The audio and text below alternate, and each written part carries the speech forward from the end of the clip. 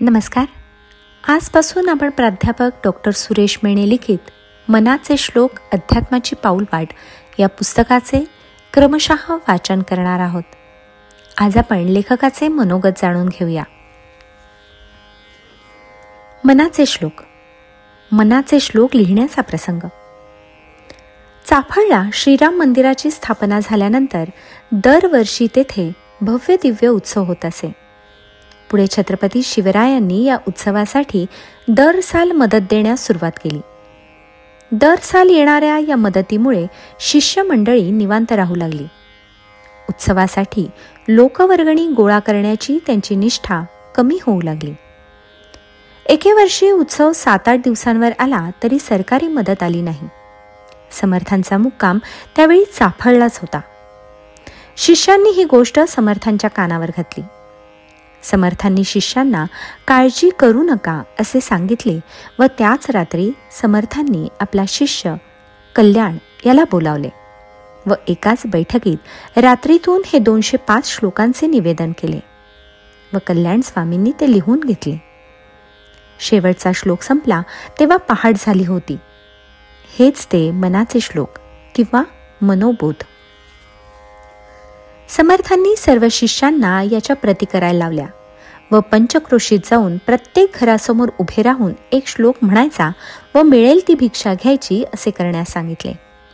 5-6 दिवसात जरुरीपेक्षाही जास्त धान्य गोळा झाले व रामनवमीचा उत्सव थाटात साजरा झाला. मनालाच उपदेश का? मन हे परमेश्वराचेच अंशरूप आहे. खरं म्हणजे ते प्रत्यक्ष परमेश्वर स्वरूपच आहे. असे आहे तर मग याला उपदेश करण्याची गरजच काय? परंतु हे मन शरीराच्या आत असल्यामुळे ते काम, क्रोध, मद, मोह, मत्सर, लोभ इत्यादी षड्रिपूंच्या तावडीत सापडते. त्यामुळे त्यामधून मुक्त होण्यासाठी हा उपदेश आहे.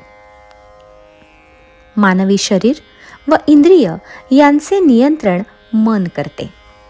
त्यामुळे थोड्याशा निग्रहाने आपण मानवी विकारांवर मात करू शकतो. शरीर नियंत्रण किंवा इंद्रिय नियंत्रण म्हणजेच उपवासाच्या दिवशी वरणभात न खाण्यावर नियंत्रण. कामेंद्रियांवरही आपण मात करू शकतो. परस्त्रीशी प्रत्यक्ष कामक्रीडा करण्यापासून आपण मनाच्या सहाय्याने नियंत्रण मिळवू शकतो. परंतु मनाने केलेली कामक्रीडा आपण थांबवू शकत नाही. म्हणजेच शरीर व इंद्रिय नियंत्रण शक्य आहे, परंतु मनावर नियंत्रण ठेवणे कठीण आहे. मनाने कल्पनेने केलेले कृत्य सुद्धा तेवढेच प्रभावी मानले जाते. मन मात्र सगळ्यात चंचल आहे. क्षणार्धात ते हजारो मैलांचा प्रवास करू शकते. म्हणून त्याला आवरणे महत्त्वाचे आहे. समर्थांनी करुणाष्टकात म्हटले आहे, अनुदिन अनुतापे तापलो रामराया, परमदिन दयाळा नीरसी मोहमाया, अचपळ मन माझे नावरे आवरिता, तुझ विणक्षीण होतो धावरे धाव आता. मनाच्या चपळपणामुळे मनावर जर नियंत्रण नसेल तर आपण ठरवलेला कोणताही चांगला संकल्प सिद्धीस नेऊ शकत नाही. समर्थ म्हणतात, चपळपण मनाचे मोडिता मोडवेना, सकळ स्वजन माया तोडिता तोडवेना. घडी घडी बिघडे हा निश्चयो अंतरीचा, म्हणून करुणा हे बोलतो दीन वाचा. जळत हृदय माझे जन्मकोट्यानुकोटी, मजवरी करुणेचा राघवा पूर लोटी. तळमळ निववीरे रामकारुण्य सिंधू, षडरिपू कूळ माझे तोडियाचा संबंधू. समर्थांना हे माहीत आहे की मनाचे सारे सामर्थ्य फार मोठे आहे. मनोनिग्रहाच्या बळावर माणूस एखाद्या दुर्धर आजारावर सुद्धा मात करू शकतो, आनंदी राहू शकतो. म्हणूनच अतिशय चंचल असलेल्या मनालाच नियंत्रित करण्यासाठी, मनाला सत्कर्माची वाट दाखवण्यासाठी, त्याला साक्षात रामरूपी करण्यासाठी समर्थ विनवतायत. घडी घडी मन आता रामरूपी भजावे, रघुकुल टिळकारे आपुलेसे करावे. तेव्हा सर्व मानवजातीला आपल्या मनावर नियंत्रण ठेवण्यासाठी मार्गदर्शन म्हणून अत्यंत सोप्या भाषेत भुजंग प्रयास या वृत्तात त्यांनी हे 205 मनाचे श्लोक लिहिले आहेत.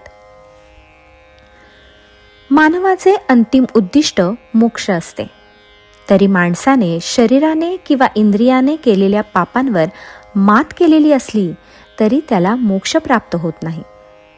त्यासाठी मनाने सुद्धा पाप करता कामा नये, हे महत्त्वाचे आहे. त्यामुळेच मनाला आवरण्यासाठी व अंतिमतः मानवाला मोक्ष मिळवण्यासाठी मनाची श्लोकरूपी पाऊलवाट समर्थांनी प्रकाशमान केली आहे.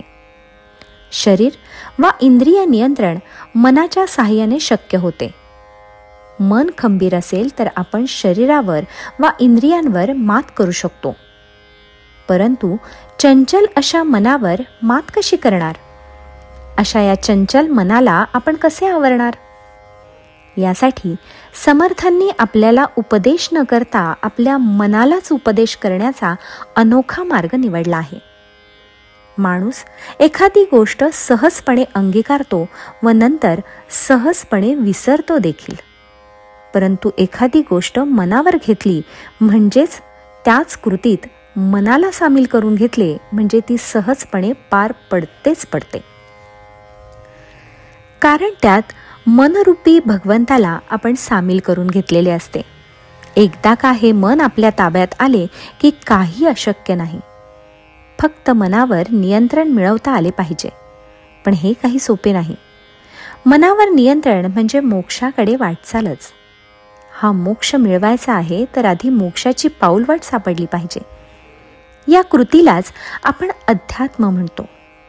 म्हणजे अध्यात्मातूनच मोक्षाची पाऊलवाट सापडू शकते. म्हणूनच अत्यंत साध्या सोप्या शब्दात केवळ 205 श्लोकांमध्ये समर्थांनी अध्यात्माची पाऊलवाट आपल्यासाठी खुली करून दिली आहे. म्हणूनच मनाचे श्लोक ही अध्यात्माची पाऊलवाट आहे हे सत्य आहे. यासाठीच या पुस्तकाचे नावही मनाचे श्लोक अध्यात्माची पाऊलवाट असे ठेवले आहे. मनाच्या श्लोकांचा अभ्यास म्हणजे सुख, आनंदी, समाधानी, कृतार्थ अशा जीवनाकडे जाण्याची पाऊलवाट होय. मोक्ष याहून काय वेगळा असतो? यासाठी प्रत्येकाने मनाच्या श्लोकांचा स्वाध्याय केलाच पाहिजे. हे पुस्तक वाचल्यानंतर, अभ्यासानंतर त्यावर मनन, चिंतन होणे आवश्यक आहे. आपल्या स्वाध्यायातूनच ही अध्यात्माची पाऊलवाट प्रकाशमान होणार आहे. या पाऊलवाटेवरचे आपण सारे प्रवासी आहोत.